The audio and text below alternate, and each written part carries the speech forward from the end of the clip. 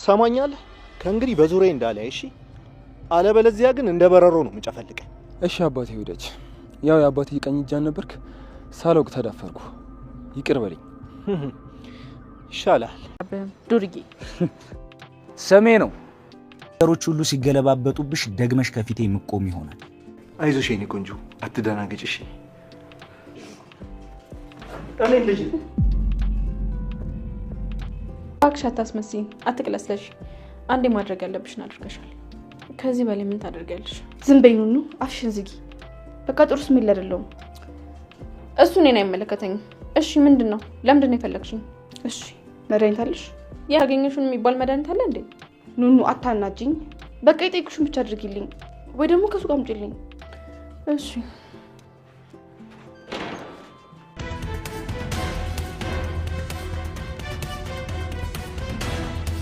ኤልሻዳይ ህይወት ከፍቶኛል፣ ህይወት መሮኛል፣ የምወዳቸው ሰዎች ጥለውኝ እየሄዱ ነው በማለት ራሷን ወደ ማጥፋት ውሳኔ ሄዳለች። ነገር ግን ራሷን ከማጥፋቷ በፊት ታዲያ ኑኑን በመጥራት መድኃኒት እንድትገዛላት የመድኃኒት አይነቱንም ስጠራላትም እንግዲህ እሷ የፈለግሽውን መድኃኒት የሚል የምትገዛውን እንኳን አላወቀችም። ኑኑ እንግዲህ በተደጋጋሚ በዚህች ልጅ በፈተናዋ እየወደቀች እሷ እንደ እህት እያየቻት እሷ እየገደለች እየቀበረቻት በተደጋጋሚ አሁንም ድረስ ለእሷ ታዛዥ የነበረች ልጅ ነበረች። ነገር ግን ዛሬ ደግሞ እናቷም ጠፍታባት አባቴ ሞቶብኛል፣ እናቴ ጠፍታብኛለች በሚል እያለቀሰች በመዋሏ ባለችበትም ሁኔታ ቢሆን እፈልግሻለሁ ኑኑ የምፈልገውን ነገር በማለት ስጠይቃትም ኑኑ እንግዲህ ይህች ልጅ አሁንም አዲስ ተንኮል ምናልባት አዲስ ተንኮል ዘርግታ አስባ ይሆን? አሁንስ ደግሞ ምን አይነት ተንኮልና የትኛውን ተንኮልሽን ወጥመድ ልትዘረጊብኝ ነው የሚል ነበር የተናገረችው ኑኑ። እሷ እንግዲህ ዛሬ የዚህ አይነት ሙድ ላይ አይደለሁም፣ እኔ የምልሽን ብቻ አድርጊልኝ፣ ዛሬ ከፍቶኛል በማለት እንግዲህ እሷ ራሷን ለማጥፋት ወስና መርዝ ለመጠጣት ወስና፣ ነገር ግን ኑኑን መድኃኒት ለምን ግዢልኝ ማለቱ አስፈለገ የሚለው ደግሞ ኤልሻዳይ በማንኛውም ሰዓት የተለያየ ነገሮች ማንኛውንም ችግር ስትፈጥር ኑኑን ችግር ውስጥ እያስገባች ሙግ ውስጥ እያስገባች እና የመጀመሪያ ተጠያቂ ችግር ውስጥ እያስገባች የመጀመሪያ ተጠያቂ እያደረገች የነበረችው ኑኑን እንደነበረ እናውቃለን። ታዲያ ዛሬም ደግሞ ምናልባት እንኳን ህይወት መሯት ራሷን ብታጠፋ ለዚህ ነገር እንግዲህ ግዢልኝ ያለቻትን መድኃኒት በእጇ ላይ ተገኝቶ እንደው በህይወት እንኳን ባልኖር ኑኑ ተጠያቂ ትሆንልኝ የሚለው ከመሬት ተነስቶ ከልክ ያለፈ ጥላቻ ዛሬ ላይ በሞትም እንኳን እጇ ላይ መርዝ ይገኛል፣ እሷ ናት የኔ ገዳይ በማለት እሷን ሙግ ውስጥ የሚያስገባ ነገር አዛት ነበረ ራሷን ለማጥፋት ሙከራ ያደረገችው። ሰላም ጤና ይስጥልኝ ውድና የተከበራችሁ የቻናል ቤተሰቦች እንደምን አላችሁ? ሁላችሁም በያላችሁበት የዓለም ዳርቻ ሰላማችሁ ብዝት ይበልልኝ እያልኩኝ ቀጣይ ክፍል ይዤላችሁ መጥቻለሁ። እንግዳ ተወዳጁ እንግዳ ሄዶ ከመሲ ጋር መጀመሪያ ወደ ግንኙነት ከመግባታቸው በፊት እሷ ከዚህ በኋላ ህይወት መሮኛል፣ ካንተ ጋር አብሬ መኖር እፈልጋለሁ በማለት ወደ ቴዶ ሄዳ ነበረ። ነገር ግን ቴዶ ወደ እኔ ከመምጣትሽ በፊት በቅድሚያ ማወቅ ያለብሽ አንድ ትልቅ ሚስጥር አለ፣ ማንም የማያውቀው ሚስጥር አለ። ስለዚህ እኔ እነግርሻለሁ፣ እኔ ብቻ ነኝ የማውቀው በማለት አንድ ትልቅ ነገር ስለ ኑኑ ሊነግራት ነበረ። ነገር ግን ይህንን ሚስጥር ሊነግራት ተዘጋጅቶ አልተናገረም። ምክንያቱ ደግሞ ያልተናገረበት ምክንያት ምናልባትም መሲ ይህንን ሚስጥር ካወቀች ቴዶም በፍቅር ወዳው እኔ ያንተ ልሆን በማለት ወደ ቤቱ ልትሄድ፣ ነገር ግን እሱ ደግሞ ኑኑ የኔ ልጅ ናት የሚለውን አሁን ላይ ቢነግራት እንግዲህ ምን አይነት ችግር ሊፈጠር እንደሚችል መሲ ምናልባትም በዚህ አቋሟ ጥላው ልትሄድ እንደምትችል ስለ አሰብም ሀሳቡን ቀይሮ እንግዲህ መሄድ እንዳለበት ተጠርቶ መሄድ ወዳለበት ቦታ ተጠርቶ ሄዷል። ታዲያ ዛሬ ላይ ደግሞ ወደዚህ ቦታ የተጠራበት ቴዶ ያኔ በዛ አብረው ሲሰሩበትና የሰው ልጅ ሲያሰቃዩ የሰው ነፍስ እንደ ዶሮ እንደ ማንኛውም እንስሳ ሲጫወቱ የነበሩ ሰዎች አሁን ላይ እሷ ዋጋዋን እያገኘች፣ ነገር ግን ደግሞ ቴዲ አሁንም ከሷ እግር የራቀ ቢሆንም በተለይም ደግሞ ከሷ ከማንኛውም ወንጀል የራቀ ቢሆንም አሁንም ድረስ የሷ ታዛዥ ሆኖ ከስራ የማይጠፋ ቢሆንም ነገር ግን ከስራ የማይጠፋበት ምክንያት የሰዎችንም ነፍስ ለማዳን እሷ በራሷ መንገድ ከሄደች እነ መሲን የመጀመሪያ ስራ አድርጋ የምትይዘው እነ መሲን ማጥፋት ስለሆነ ስለዚህ እነ መሲን ለማዳን የግዴታ ከሷ ጋር ሆኖ ግዛልኝ የምትለውን መርዝ እየገዛ ሌላ የተሻለ መሲን ደህና የሚያደርግ ነገር ለሷ ግን ማሳመኛ መርዝ ገዛውልሽ እያለ በህይወት እንዲቆዩ አድርጓቸው ነበረ። ነገር ግን መሲ ደግሞ በሌላ በኩል ለምን ይሄ ነገር ከሷ ጋር እስከ ዛሬ ለምን እንዳላቆም አልገባኝም፣ እየገባኝ አይደለም የሚል መሲ ደግሞ እያዘነችበት ትገኛለች። ታዲያ ቴዶ ደግሞ ዛሬ አንድ አዲስ ስልክ ተደውሎበታል። አዲሱ ስልክ ግን እንግዲህ የማስፈራራት ከበፊቱ ስራው ጋር የተነካካ በተለይም ደግሞ ከወይዘሮ ሄለን ጋር አብረው በሚሰሩን ነገር ውስጥ ችግር ውስጥ እንደገባችና እሷ ችግር ውስጥ ከገባች ደግሞ አብራ ይዛው ልትገባ እንደምትችልም ነበር የተገነዘበው። ያ የስልክ ጥሪ ሲመጣለት እንግዲህ ተይዛ ይሆን፣ ከተያዘች እኔም አለቀልኝ ወደሚለው ነበረ። ይህንን እንደሰማ በሮ ነበረ እሷን ያለችበት ቦታ የት ይሆን ምናልባትስ ለማጣራት ይሆን የሚለውን ለማረጋገጥ ነበረ ወደነ ወይዘሮ ሄለን ቤት ያመራው። ነገር ግን ወይዘሮ ሄለን ቤት ደግሞ ተቀምጦ ያልጠበቀው ግንፍል እያለ ሲያናግረው እንግዲህ ማን እንደሆነ እየጠራው ተገንዝቧል።